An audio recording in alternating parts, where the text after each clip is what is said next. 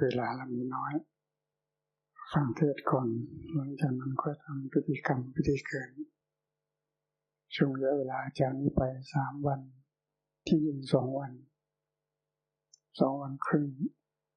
จะได้มาเป็นในคัมมะกบฏชีพรามวันนี้เป็นวันที่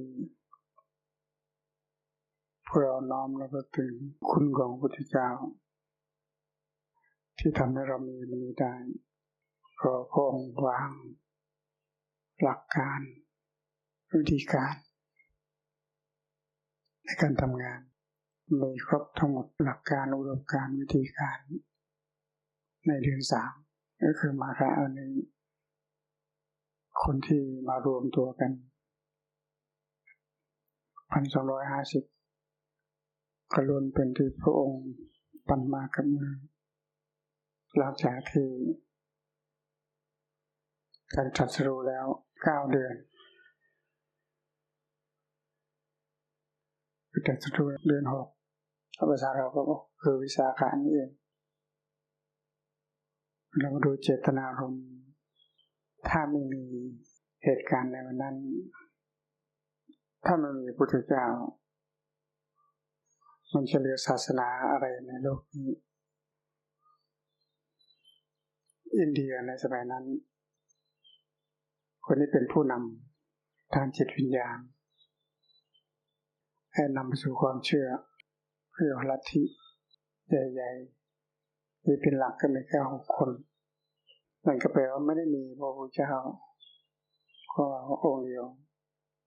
จะมีความเชื่อที่ปฏิบัติต่อกันมาหลากหลายความคิดแต่เป็นที่น่าสังเกตว่าในความเชื่อนั้นไม่มีความเชื่อไหนที่นำไปสู่การฆ่ากันตายนำไปสู่ความขัดแย้งหรือว่าทะเลาะเบาะแว้งหลังจากนั้น500 กว่าปีก็เริ่มมีผู้นำศาสนาใหม่ผู้นำโลกหลังจากนั้นอีก500 กว่าปี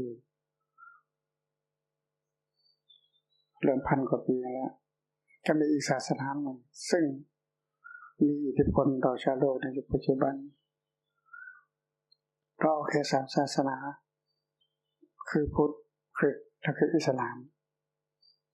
อันนี้ต้องเอ่ยชื่อไม่งั้นก็ไม่รู้จักที่เอ่ยชื่อไม่ได้แปลว่าเขาดีหรือเขาไม่ดีเอ่ยชื่อเพื่อรู้ว่ามีหลักการความคิดการเผยแผ่ศาสนาธรรมตามกันมาโดยปัจจุบันนี้ศาสนาที่คนนับถือเยอะหมายว่าทั่วโลกก็คือคริสต์อิสลามถ้านับเป็นประชากรบนโลกวันนี้ 8,000 ล้านณปัจจุบัน 8,000 ล้านคนจริงพุทธเราน่าจะเยอะไทยอินเดียจีนซึ่งจีนกับอินเดียรวมกันแล้วเกือบ 3,000 อินเดียก็ 1,400 เข้าไปแล้วจีนก็ 1,400 ห่างกันนิดหน่อยตอนนี้ประชากรอินเดียแซงแล้วเมื่อก่อนเราพูดถึงจีนตอนนี้อินเดียแซงเพราะว่าจีนเขาคุมกำเนิดอินเดียเขาไม่ได้คุมกำเนิดแต่ว่าเรื่องความเป็นอื่นหลากหลายทางศาสนาโดยลัทธิส่วนประเทศจีนนั้นก็มีลัทธิควบคุมความเชื่อจึงไม่สามารถที่จะเผยแพร่ความเชื่อนี้ได้ส่วนอินเดียประชากรส่วนใหญ่ยังเข้ามาถึงการศึกษาอย่างเป็นระบบจึงเลยได้ภูมิภาคของพวกเรา 4-5 ประเทศ6 ประเทศ5-6 ประเทศรวมกันแล้วประมาณ 600-700 ล้านที่เหลือเป็นบ้านเราเกือบ 100% 80-90% มีไม่กี่ประเทศใน6 ประเทศอินโดเขาก็ไปทางนั้นก็เกือบ200 กว่าล้านเรามาดูว่าถ้าคนไม่มีศาสนา เราคิดว่าคนไม่มีศาสนามีไหมคนไม่มีศาสนาคือคนไม่นับถือศาสนาไม่แตกต่างกันเท่าไหร่จะบอกว่าไม่มีศาสนาก็ไม่ใช่เพราะว่าในทะเบียนบ้านมีศาสนาคือระบุแต่ตัวคนไม่นับถือก็จะแก้ออกไปอีกทีนี้เราบ้านผ่านเมืองเรามาดูประเทศแต่ละประเทศเอาแค่รอบๆตัวเราตะวันตกตอนนี้ก็ไม่มีความสุขตะวันตกของบ้านเราก็ไม่ค่อยมีความสุขศีล 5ไม่ต้องพูดถึงตะวันออกอันนี้ก็กติกาควบคุมเพราะฉะนั้นคนที่อยู่แบบอุดมสมบูรณ์อินหนีพีมันบ้านเราดีที่สุดในขณะเดียวกันในท่ามกลางของความดีพวกเรากำลังได้เอาใจใส่ในเรื่องศาสนาเหตุผลเพราะว่าเราไม่ได้บังคับว่าจะต้องเข้าวัดฟังธรรมจำศีลภาวนาคืออิสระเพื่อฝากพวกเราทุกคนมีโอกาสมีเวลาศึกษาเรียนรู้ทำความเข้าใจพอไว้อีกหน่อยบ้านเรามันจะเกิดความหลากหลาย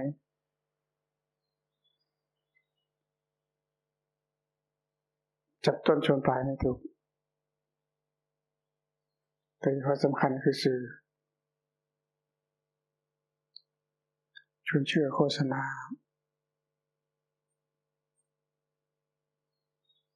พระที่ดีๆคนจะรู้จักน้อยลง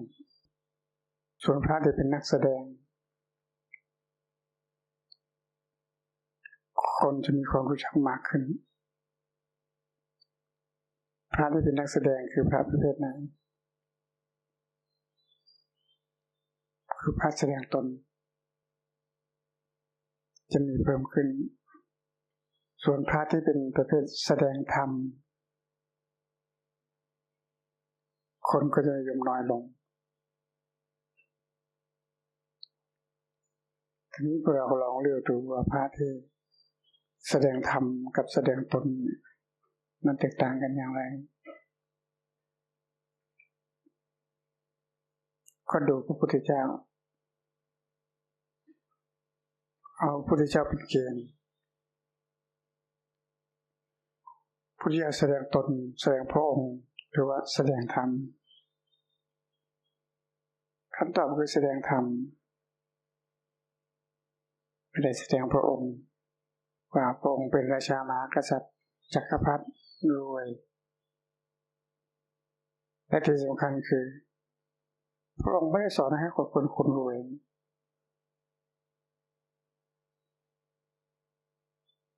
ซึ่งตรงกันข้ามกับในยุคปัจจุบันไปไหนก็พาก็อ้ายพรรวยที่มีที่อยู่รวยไม่มีที่เก็บรวยไม่รู้เรื่องมันไม่คิดเต่ารวยเพื่ออะไร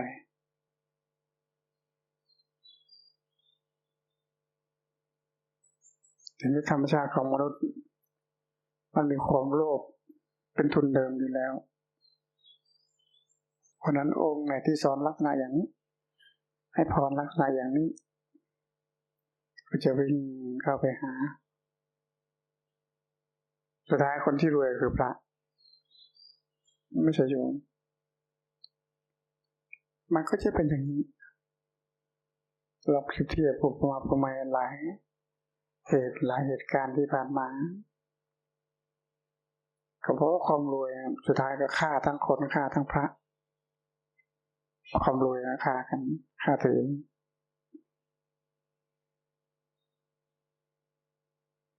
เมื่อวานพวกเราทราบ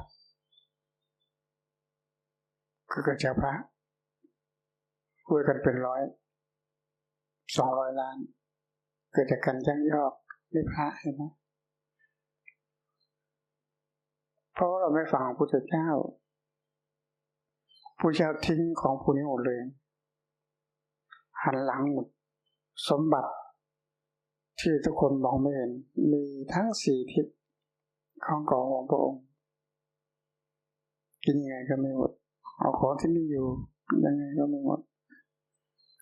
แล้วพระองค์ทำไม่เอามาติดตัวมาสักบาทในวันเข้าป่าในวันเมฆขมะ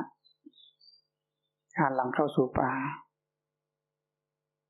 ไม่มีเงินติดตัวสักบาทแต่พระเรากลับสอนให้เขารู้เองเราเคยคุยกัน2 เรื่องก็คือเรื่องโลกธรรมเรื่องโลกเขาก็ให้เป็นเรื่องโลกเขาเพราะโลกเขาก็อยู่ด้วยนี้ด้วยปัจจัย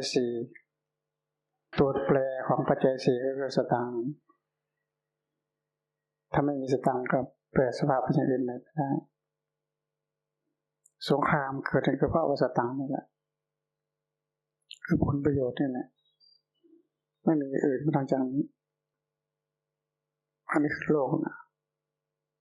ถ้าอยู่ทำกลางอย่างนี้มันก็จะเป็นอย่างนี้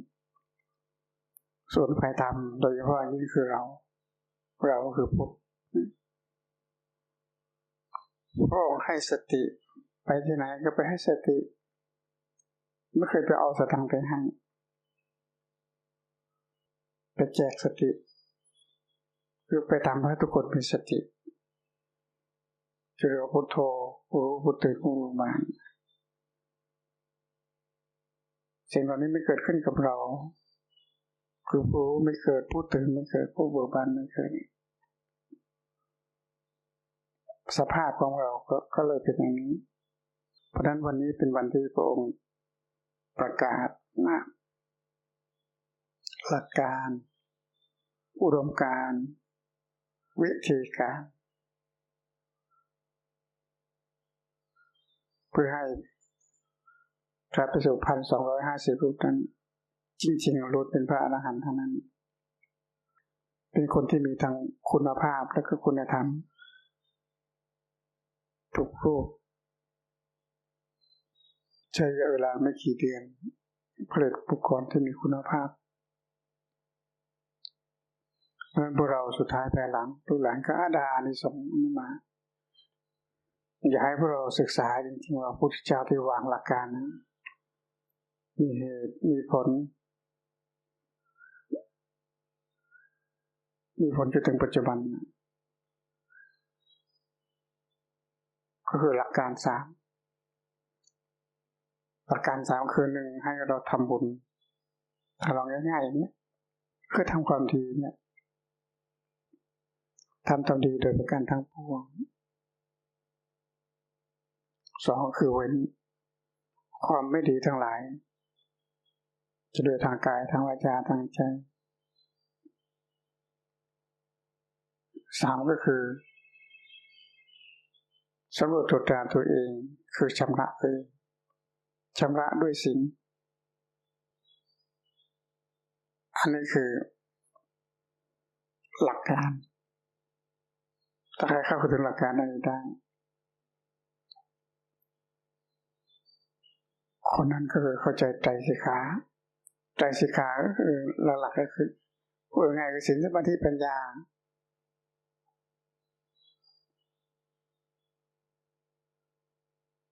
ข้อที่2คือ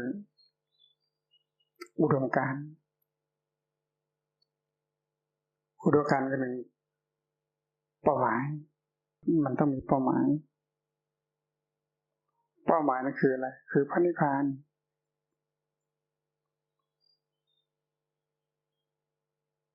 คนที่เข้าไปนิพพานจะต้องทำอย่างไร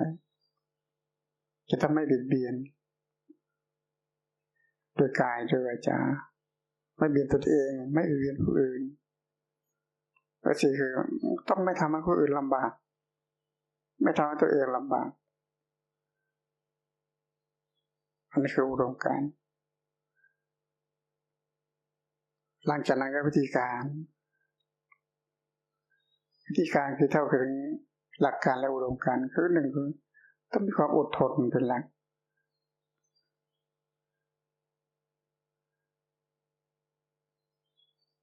อดทนเสร็จก็จากนั้นก็คือควบคุมกายกับตัวเองที่มันแสดงออกเช่นการเผยแผ่การพูดการแสดงออกต้องเป็นการพูดที่ดีไม่กล่าวร้ายไม่ใส่ร้ายอนุปวาโดอนุปคาโตคือไม่กระทบกระทั่งคนอื่นเขาไม่เสียดสีย่ำยีเหยียดหยามคนอื่นหรือว่าศาสนาใดก็ตามนี่คือหลักการเผยแผ่ทั้งการแสดงธรรมก็ดีการแสดงตนก็ดีถ้าไปเบียดตัวเองเบียดผู้อื่นเสียดสีตัวเองเสียดสีผู้อื่นเกิดความเสียหายมันไม่ใช่วิธีการของพระพุทธเจ้าที่เราเป็นอยู่ทุกวันนี้โต้กันไปเตะกันมาอนุปวาโดนุปคาโตแค่2 คำนี้เราก็ผิดหลักของพระพุทธเจ้าแล้วที่สำคัญคือแสดงตนคืออวดพระองค์ถืออย่างมากโดยเฉพาะอวดของที่ไม่มีในตัวเองเลยปรับหนักถึงขาดจากความเป็นพระเลยนะที่พูดแสดงว่าอวดในสิ่งที่ตัวเองไม่มีซึ่งชาวบ้านเขาก็ไม่เข้าใจไม่มีอะไรสักอย่างเพิ่งเอาพระเหลืองมอม2 ปี3 ปี5 ปี8 ปีไม่ถึง10 ปีเป็นพระอรหันต์กันแล้วเริ่มมีเยอะเพราะฉะนั้นวันนี้จึงเป็นวันที่เรามาน้อมเราลึกถึงคุณของพระพุทธเจ้าที่พระองค์ฝากหลักการอันนี้ไว้ถ้าพูดง่ายๆก็คือบ้านเราง่ายคือศีลสมาธิปัญญา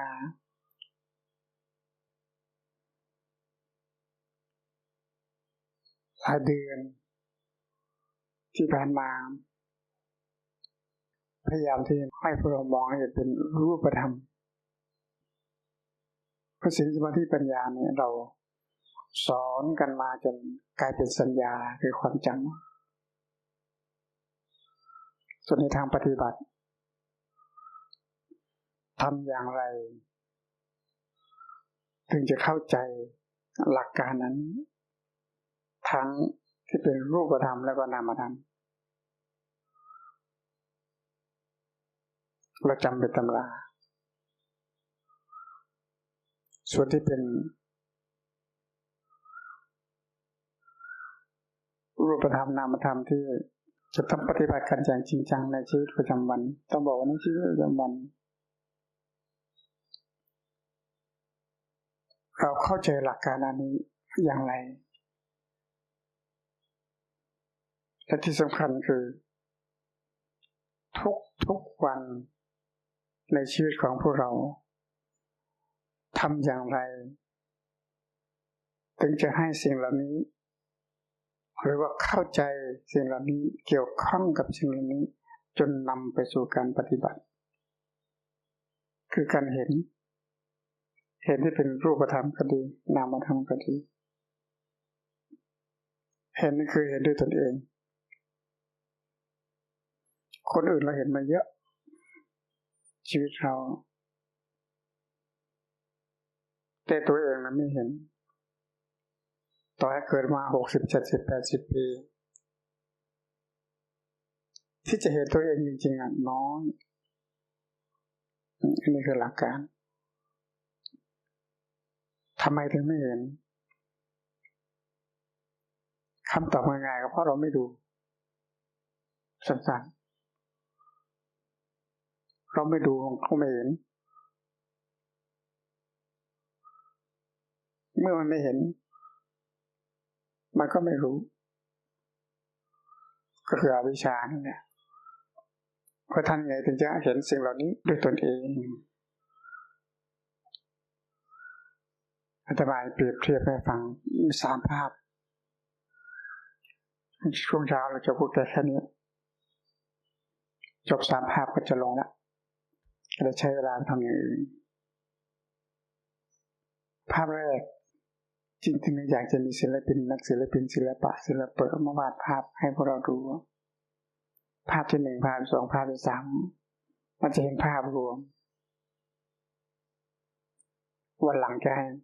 คนที่เขียนวาดภาพได้เอามาแจกกันภาพแรก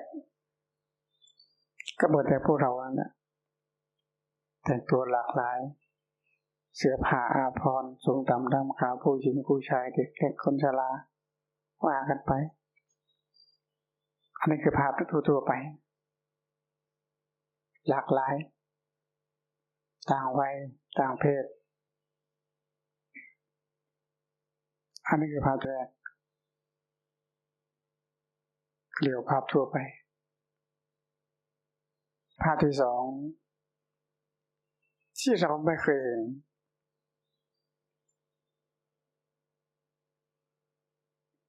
ก็คือข้างในตัวเราอยากให้พวกเราวาดภาพออกมาครึ่งหนึ่งอย่างน้อยครึ่งหนึ่งเอาเป็นคนสมบูรณ์เนี่ยแขนขาตาจมูกอีกครึ่งหนึ่งมองเข้าไปทางเห็นตับไตไส้พุงหัวใจไส้น้อยไส้ใหญ่อุจจาระปัสสาวะนี่คือเริ่ม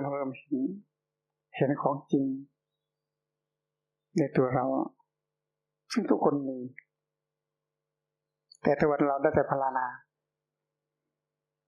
อย่างของอเมริกาอยู่กายของเรานี่แหละแต่มันไม่เห็นเราก็พลานามันก็ดีอย่างน้อยก็ดีภาพที่2อยากให้พวกเราเห็นอย่างนี้ในตัวตนของเรา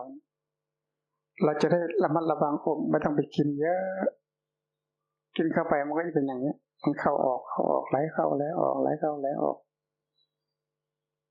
ที่เราบอกว่าสะอาดสะอ้านสูงต่ำดำขาวหล่อเฟี้ยวข้างในนั้นสะอาดไหมอันนี้คือภาพที่2ภาพที่3สมมติว่า1 2 3มันไม่มีอะไรเลยเหลือแต่โครงกระดูกจริงๆน่าจะเอาโครงกระดูกด้านหลังมาตั้งเอาไว้นะเรามีโครงกระดูกอยู่ด้านหลังที่มุมตรงนี้เอาลองมาตั้งไว้อันนี้คือภาพที่3แปลว่าอะไรเสื้อผ้าอาภรณ์ภาพแรกไม่มีละหล่อสูงต่ำดำขาวเขาออกหมดเลยที่แต่โครงกระดูกมันไม่มีเพศไม่มีวัยไม่มีชื่อไม่มีขับละอาหารใดทั้งสิ้นหรือโครงกระดูกอันนี้คือภาพของตัวเองตอนนี้เราอยู่ในภาพไหนภาพแรกแค่ภาพแรกเราก็ยังไม่หวานเนี่ยติ้งตองเนี่ยนะอะไรติ้งตองมันบอกว่าติ้งตองอันนี้คือภาพแรกตัวกำกับตัวปราบภาพแรกได้คือบุคคลนั้นต้องมีศีลนั้นเอามาใช้กับภาพแรกเอามาใช้ก็แปลว่ากำกับดูแลคือกายวาจาถ้าภาพแรกนี้กายวาจาควบคุมไม่ได้นี่แหละสงครามทั้งหลายมันเกิดขึ้นเพราะอันนี้สงครามที่ผ่านมาสงครามโลก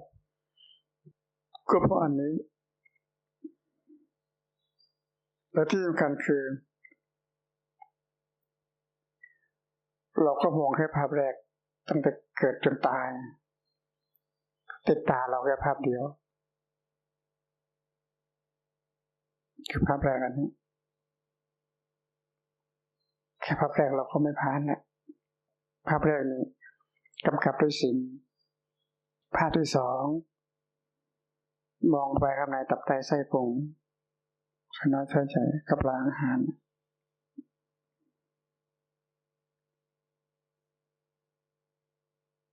อันที่คือความเป็นมาครับว่าโรคที่มีอยู่ทั้งหลายแหล่กับพวกไอ้ตัวนี้ภาพนี้คนที่จะเข้าใจภาพนี้ได้บุคคลคนนั้นต้องมีสมาธิต้องเกิดจะเกิดโดยนิมิตอุคานิมิตปฏิภาคานิมิตอะไรก็แล้วแต่มันต้องเป็นนิมิตคือต้องมีเครื่องหมายเพราะฉะนั้นถ้าการนั่งสมาธิแล้วยังไม่เห็นตัวเองคือยังไม่เห็นทั้งนอกทั้งในนี่การปฏิบัติธรรมของเราการนั่งสมาธิของเราก็ไม่เกิดประโยชน์อะไรเพราะมันยังอยู่ข้างนอกอยู่คืออารมณ์ความรู้สึกนึกคิดมันไปปรุงไปแต่งข้างนอกลงไม่มีที่สิ้นสุดนี่เห็นหรือยังว่าการแสดงธรรมกับการแสดงตนการเห็นคนอื่นกับการเห็นตัวเองมันแตกต่างกันอย่างไรนี่ข้อที่สองสมาธิถ้าไม่มีสมาธิไม่สามารถที่จะเห็นสิ่งเหล่านี้ได้ภาพที่สามเป็นภาพที่เราแน่นอนที่สุดก็คือยังไงก็ไม่เห็นเพราะว่ากว่าจะเกิดภาพที่สามนี้ได้เนี่ยจิตมันก็ออกจากทางไปแล้วมันไม่ได้สนใจว่าหล่อสวยงามสูงต่ำดำขาวมันเหลือแต่กระดูกให้เห็นว่าเคยเป็นอย่างนี้มันเหลือแต่โครงกระดูกซึ่งมันก็มีอยู่ตัวเราทุกคนด้านภาพที่สามนี้คนที่ไม่มีปัญญามองไม่เห็นคนที่มีปัญญาเท่านั้นที่จะมองเห็นภาพสิ่งเหล่านี้จริงๆแล้วมันมีภาพที่สี่แต่วาดไม่ได้เพราะมันมีแต่นามคือจิตใครวาดภาพคนจิตได้ไม่มีไม่จิตว่าออกจากร่างไปแล้วทั้งสามภาพอันนี้พระพุทธองค์ท่านตรัสสิ่งเหล่านี้ว่ามีเหมือนกันหมดคือสัมมัญลักษณ์และที่คือไตรลักษณ์ลักษณะสามอย่างก็คืออันนี้คือการเกิดขึ้นตั้งอยู่แล้วก็ดับไปเรียกว่าวิปัสสนาญาณนั้นคำวิปัสสนาคือต้องเห็นสิ่งเหล่านี้ให้ครบทั้งกระบวนการเราจึงเรียกว่าวิปัสสนาไม่งั้นมันก็แค่วิปัสสนึกคือนึกตัวเองเพราะสำนักทั้งหลายแหละก็ถามความรู้สึกนั่งแล้วเป็นยังไงก็เรียกว่าวิปัสสนามันไม่ใช่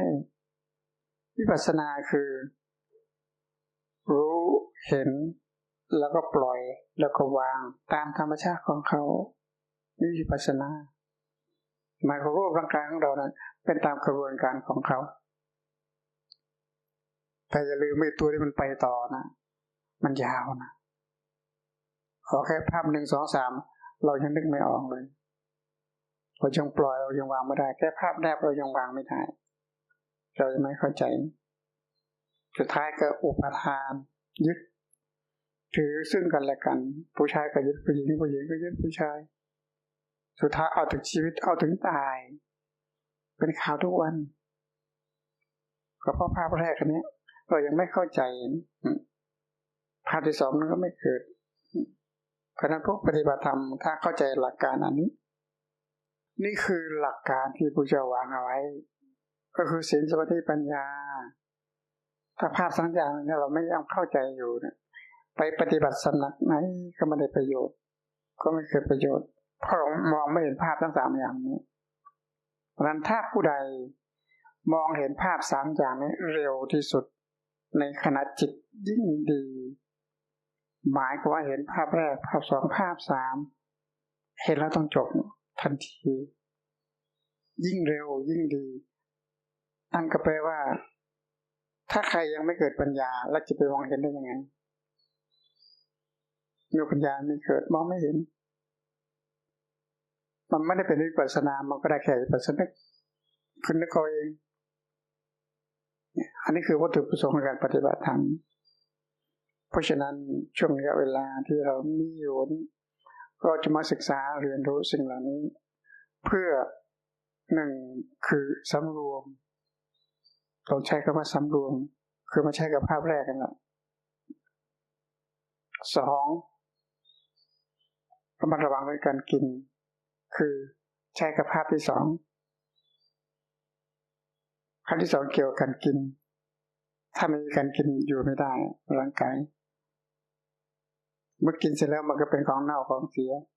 มันเน่ามันเสียแล้วมันต้องออกมันออกมันเข้ามันออกมันเข้าอยู่นี้อันนี้คือภาพที่สองเรื่องการกินไม่ใช่เรื่องเล็กนะการกินภาพที่สามคือสติใครไม่มีสติจะไม่รู้จักสิ่งเหล่านี้คือนึกไม่ได้ถ้าพูดง่ายๆคนที่มีสติคนนึกไม่ได้เพราะนั้นช่วงนี้เวลาที่เรามีอยู่เราจะมาฝึกสิ่งเหล่านี้ให้เห็นเป็นรูปเป็นร่างชัดเจนโดยเฉพาะจริงคือเห็นตัวเราเองทั้งสามภาพทั้งหมดเนี่ยถ้าใครไม่สามารถอยู่ในรูปหนึ่งสองสามสี่ได้สุดท้ายเราก็ได้แค่รูปแรกก็แค่ไม่ผ่านแค่รูปแรกก็ไม่ผ่านพูดง่ายคือแค่ทั่วๆไปเรายังไม่ผ่านเลยขั้นที่สองคือเห็นตัวเองจริงนะขั้นที่สามคือวางอารมณ์กับธาตุสี่ขันธ์ห้านี้ได้นั่นคือหลักการในการปฏิบัติหลักคิดหลักพูดหลักทำสิ่งเหล่านี้ทั้งหมดทั้งมวลคือมาสรุปจบลงที่ตัวเราเองอันนี้คือพูดง่ายๆสามภาพนี้จะสรุปคำสอนของพระพุทธเจ้าชัดเจนหลักการของพระพุทธเจ้าอย่างนี้วิธีการพระพุทธเจ้าเป็นอย่างนี้แต่กับเป้าหมายกันก็เป็นอย่างนี้เพราะนั้นเราต้องตั้งเป้าหมายเอาไว้ว่าอย่างน้อยสุดภาพแรกเราเห็นมาเยอะแล้วทั้งชีวิตผู้หญิงผู้ชายเด็กเล็กคนจะได้เกิดแก่เจ็บตายในภาพแรกภาพที่สองนั้นอย่างคือไม่ได้อยู่ในกระบวนการความคิดของเราเลยรู้แต่เดียวว่ากิน2 มื้อ3 มื้อกินแล้วมันไปไหนไม่รู้กินแล้วสภาพมันเป็นยังไงไม่รู้นี่คือราคาสติเพราะว่าราคาสติเมื่อไม่มีสติปัญญามันก็ไม่เกิดอันนี้คือหลักใหญ่ใจความเพราะฉะนั้นช่วงเวลาที่เราอยู่ด้วยกันอยากให้พวกเราเน้นสิ่งเหล่านี้ให้มากที่สุดเท่าที่เราได้เพื่อให้เห็นภาพเหล่านี้ด้วยตนเองเราก็จะว่าเรียนรู้แล้วตัดสินใจด้วยตนเองว่าโอ้ชีวิตเรามันไม่ได้ยาวมันมีแค่นี้เองเมื่อวันหนึ่งเหลือแต่โครงกระดูกแล้วคือหมดลมหายใจแล้วมันไม่ได้หมดแค่ลมหายใจแล้วหมดเลยจิตตัวนั้นมันไปต่อมันเป็นภพมันเป็นชาติอย่างนี้วนไปเวียนมาไม่รู้กี่ภพกี่ชาติแล้วแต่พุทธองค์ไม่รู้จะเริ่มยังไงให้เข้าใจก็เริ่มจากตัวเรานะให้เป็นรูปธรรมนะเสร็จแล้วก็มาดูนามธรรมนี่คือรูปธรรมนามธรรมคือรูปของเรากายของเราถ้าเรายังไม่เข้าใจรูปธรรมนามธรรมกายของเราไม่มีทางที่ปฏิบัติจะง่ายก็มันไม่มีทางที่ประสบความสำเร็จได้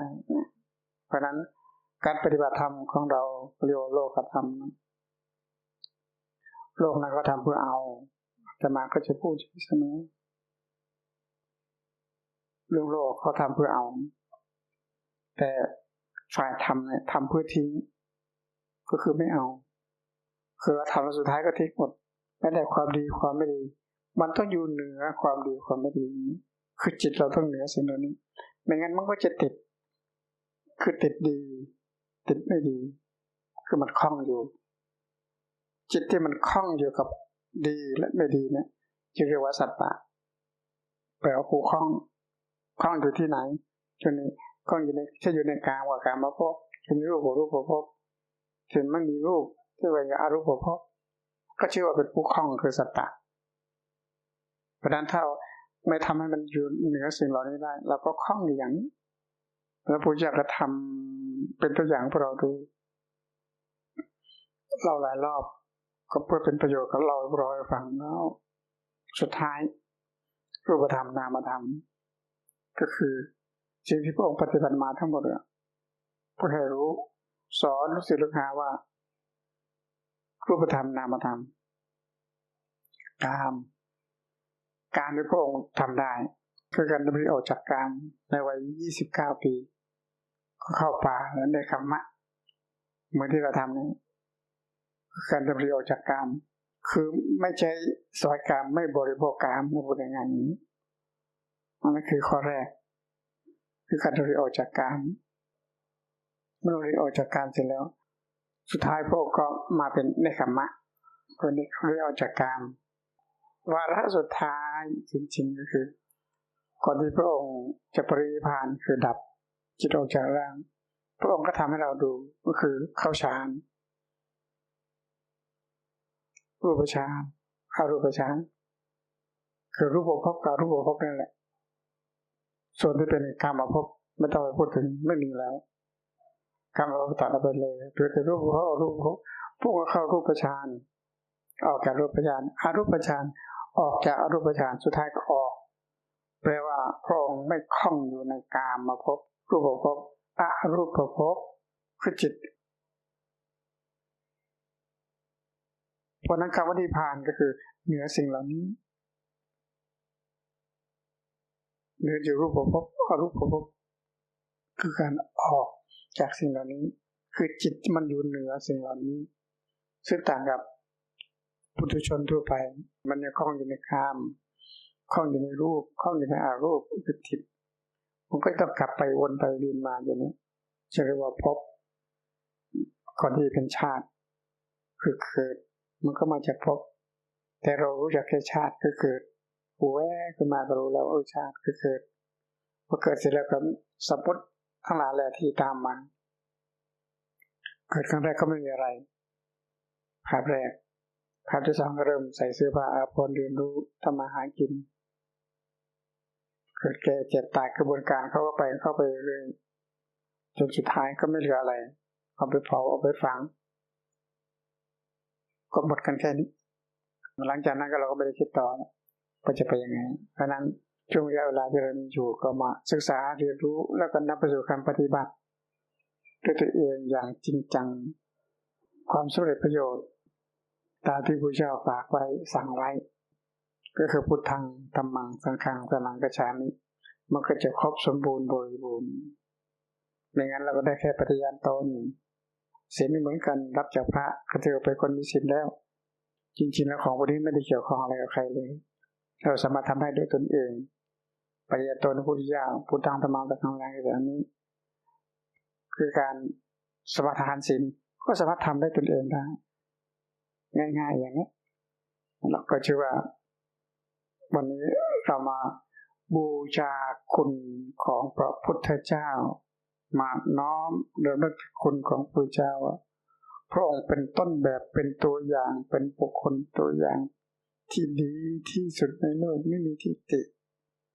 แต่ที่สำคัญคือทุกคนเป็นเหมือนพระองค์ได้ไหมได้ซึ่งต่างกับศาสนาอื่นเป็นไม่ได้แล้วก็ไม่มีวิธีบอกด้วยว่าเป็นอย่างนั้นได้อย่างไรไม่ได้แต่ศาสนาเราพระองค์บอกทุกอย่างว่าเป็นเหมือนพระองค์ได้พูดง่ายเป็นพระพุทธเจ้าได้เป็นพระธรรมเข้าใจถึงพระธรรมได้เข้าใจถึงพระสงฆ์ได้อันนี้คือศาสนาของพวกเราเพราะนั้นพวกเราท่านนี้หมายถึงประเทศเราถือว่าโชคดีที่สุดในโลกความพร้อมทุกด้านบ้านเมืองอื่นเขาไม่มีอย่างบ้านเราบ้านผ่านเมืองเราถึงมีมันก็อยู่ไม่เป็นสุขของเราบ้านเรามีบ้านเราเนี่ยทำยังไงก็ได้จนเราประมาทเลินเล่อไม่เอาใจใส่ก็เป็นที่น่าเสียดายเพราะวันหนึ่งเราเลยได้โครงกระดูกแล้วจิตออกจากร่างไปแล้วเราได้อะไรไปอันนั้นเป็นตัวหลักใหญ่ใจความเป็นเรื่องที่สำคัญที่สุดช่วงเช้าวันนี้ก็ขออนุโมทนาความดีที่พวกเราทุกคนที่ตั้งจิตตั้งใจอุดมกายวาจาเท่าที่โอกาสเวลาที่มีอยู่วันนี้ให้ร่วมกันคือฝ่ายสนับสนุนเสบียงเป็นเจ้าภาพภัตตาหารเช้าวันนี้มีหลายท่านหลายคนที่แสดงเจตนารมณ์เป็นเจ้าภาพพลังกระเดียฝ่ายเจ้าหน้าที่เขาก็จะทำเป็นเรื่องประกาศติดป้ายว่าใครเป็นเจ้าภาพก็หลายคนหลายเจ้าปลาไก่2 วันจังเปลือกแคสแล้วก็อีกหลายเจ้า ในเวลาเนิ่นอ้ายมีเลขมะก็ขออนุโมทนาทุกภาคส่วนที่มีส่วนทางเกิดขึ้นได้เป็นฝ่ายสนับสนุนให้กำลังกายให้กำลังใจเพื่อให้เป้าหมายของเราสำเร็จรุ่งเรืองไปด้วยดีโดยเรื่องจริงคือวันนี้2-3 วันกลับไปได้ขอให้มีสติกลับไปได้คือให้คิดได้อย่างไรหนึ่งภาพแรกก็ยังดีภาพ2เลยภาพ3ก็ดีให้นึกขึ้นได้ว่ามีสติเป็นเรื่องสำคัญอย่างมากๆก็ขออนุโมทนาในความดีของเราอีกครั้งขอความดีที่เราทำในวันนี้ปฏิบัติธรรมในวันนี้ครั้งนี้จงถึงแก่บรรพบุรุษของพวกเราคือพ่อแม่ปู่ย่าตายายผู้มีพระคุณทั้งหมดขอให้ท่านเหล่านั้นจงเป็นผู้มีส่วนแห่งบุญที่พวกเราทั้งหลายได้กระทำบำเพ็ญในวันนี้